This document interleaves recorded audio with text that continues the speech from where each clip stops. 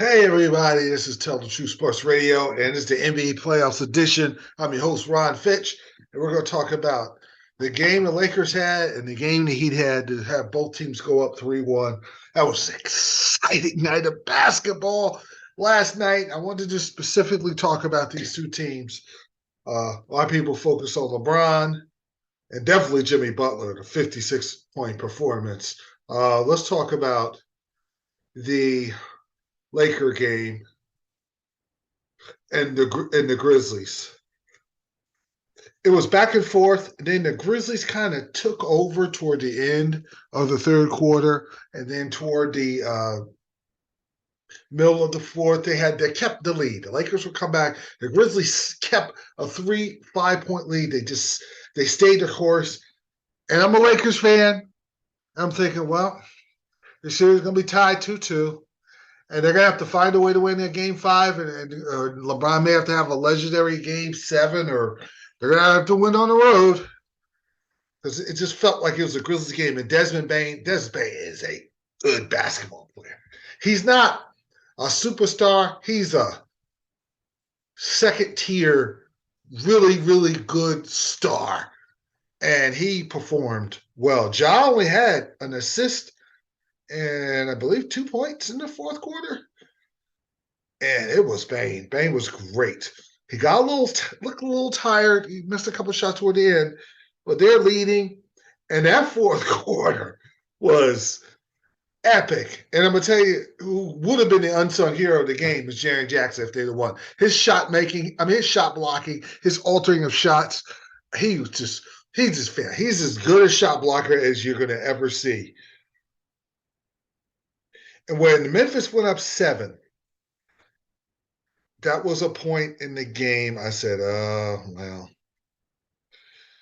looks like it's going to be a problem because when Memphis went up 7 with I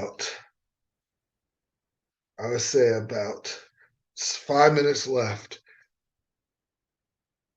No, they went up 7 toward the beginning of the fourth quarter, and Russell hit a 3, get him the 4.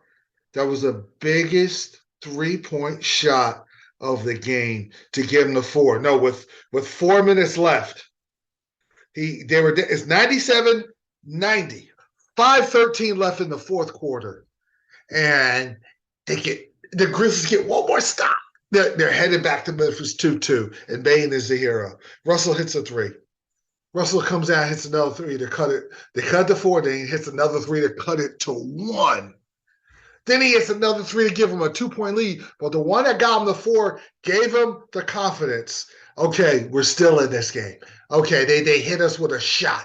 We got off the canvas, and now we can make a run. Then it was just back and forth the rest of the game. I thought, terrible play by Ja Morant was with 2 minutes and 24 seconds left. He's driving for a layup. All you have to do is take a pull-up shot, and they take the lead. And LeBron draws the charge. LeBron said, "Listen, I'm not going up in the air with this guy." So he did the smart thing and took a charge. And then it was back and forth. And one of the biggest plays I thought would have been the play of the game is that the block, Hachimura gets his dunk blocked by Jared Jackson, meets him at the rim, and it leads to a fastback. And Ja Morant did a fantastic behind the back pass to Bane. And that had been the play of the series. And Memphis is tying the series, and 6 seconds left. We got to stop. We're going back to Memphis with momentum. We're going to crush them in Memphis. We're going to get ready to move on. And LeBron, I'm going to tell you something. In the fourth quarter, he didn't want to score. I know he didn't look like him and AD wanted the ball. Russell took some shots before he fouled out. Reeves took shots. Hachimura missed shot. It was weird. So I'm thinking, man, somebody better step up and do something. And finally, LeBron drove hard to the basket on Tillman and said, I don't care. I'm burying myself to the basket, and I'm going to shoot this ball over Jared Jackson. Got it and scored. And then the fourth quarter, that drive just looked like it energized him. And then he took over in the overtime. and made some drives to the basket and did what he had to do.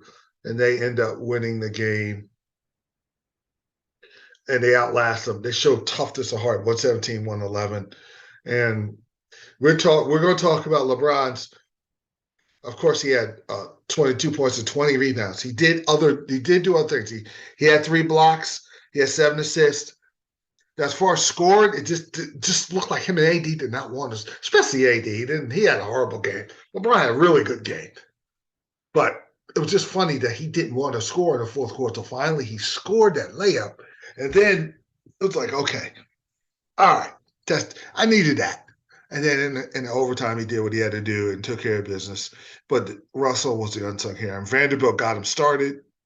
Russell kept him stabilized. And then LeBron finished. It was like a 3-tier sandwich.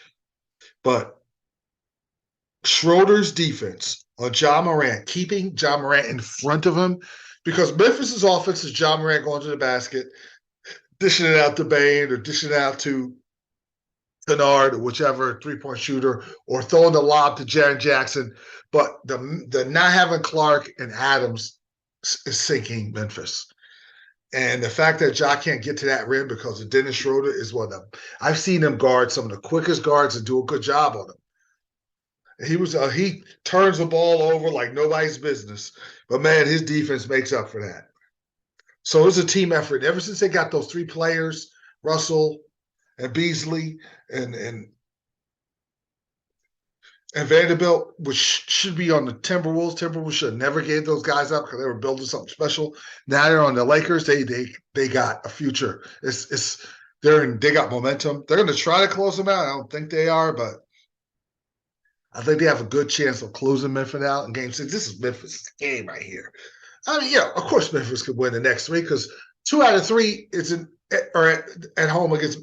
They have 2 out of 3 at home. Of course they could come back and win the next. It's going to be hard, though. I just think LeBron can smell blood. AD's going to play better. AD's got one good game in him, and it might be at home in Game 6 to close him out. And I want to see Golden State in L.A., the epic battle of 4-time champion LeBron, the 4-time champion Curry, champion AD, and Draymond, all that excitement of LA Golden State is just Southern California. That just sounds exciting. Now, LA and now Memphis could definitely come back. You don't count the money.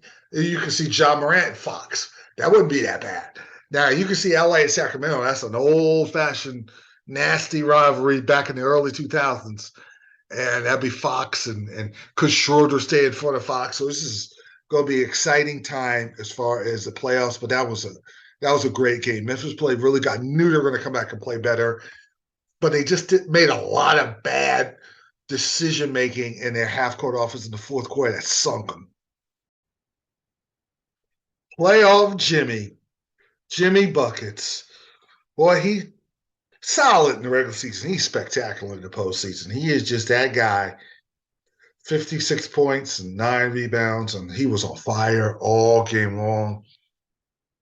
And the Bucks brought it. Brook Lopez had 36 points, 11 rebounds, hit 4 threes, and was sliding to the basket. Him and Giannis had that little Stockton to Malone pick and roll action they were doing. They were really balling, and the Bucks were leading by 11. They're leading by 12. They couldn't get up 17 or 18 to really put the Heat away because Butler just kept making shots, shot after shot, just to keep the Heat in the game. And I guess Butler was like, let's just get this game to the fourth quarter. And he did. And they had their 10-point lead. And before you know it, I go take a break, grab me a quick snack. I come back, it's tied. And it was an 11-point lead after Brook Lopez got an alley-oop. And then here come the Heat. Jimmy Butler scores. Jimmy Butler scores. Jimmy Butler, free throw. And then they cut it to 3.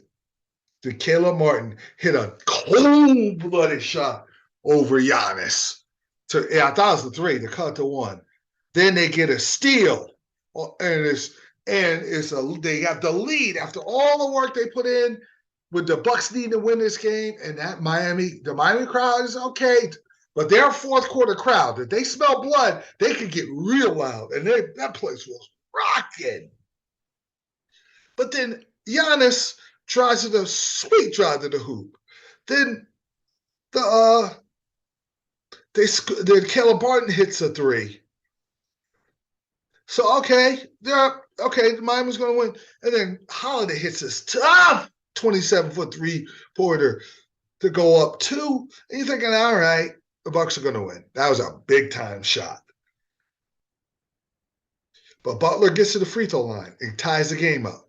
Brook Lopez, another little Stockton Malone kind of pick-and-roll play from Giannis. And now they score 132. All right, now the Bucks got him. But then Jimmy Butler hits a cold-blooded three. They get a stop. Then Jimmy Butler comes down. Doesn't wait for his offense. He's just, I'm on fire, man. So he just took a step-back three. Bam! Now they're up three. Then they get a stop. And it gets the free throws. They end up just winning the game. And Butler, 56 points, 119, 114. And he was great. And the Bucks played good. They couldn't get over the hump. You know, Giannis was really good. I believe he's going to be even better because he's still rounding into shape. He had 26 and 10 and 13 assists. He was dropping dimes for a guy he's so gifted. And how they gave you 14 and 7. I'm okay with how they give you 14 and 7. The biggest problem with the Bucks is Middleton. And then Portis. They call him underdog. Underdog got to give me more. Underdog got to give me more 5 points and 4 assists. They come home, underdog got to get that crowd going in Milwaukee, and he's got to score. And Middleton's gotta. If you know the Bucks are doing good in Milwaukee, if Middleton is hitting a bunch of mid-range shots and a couple threes, he's got it going, and they're playing that song in the Milwaukee Marina, money, money, money, money. Money. When you hear that, Bucks, that's a good sign for the Bucks. That means they're gonna get back to Miami. The problem is they win Game 5, which I think they will, barring Jimmy Buckets going nuts again. You gotta walk into you gotta go to South Beach, and you gotta have all hands on deck. You gotta play. You gotta be able to. To me, I think you're gonna have to swallow your pride and bring some doubles and dare Lowry and dare anybody else. Love guys that might hurt you. But if you see Butler about to send you home, you're going to have to Budenholzer's guys to make the adjustment and send doubles and take risk and hope that Bam hasn't got it really going. If Bam gets it going, now they're done.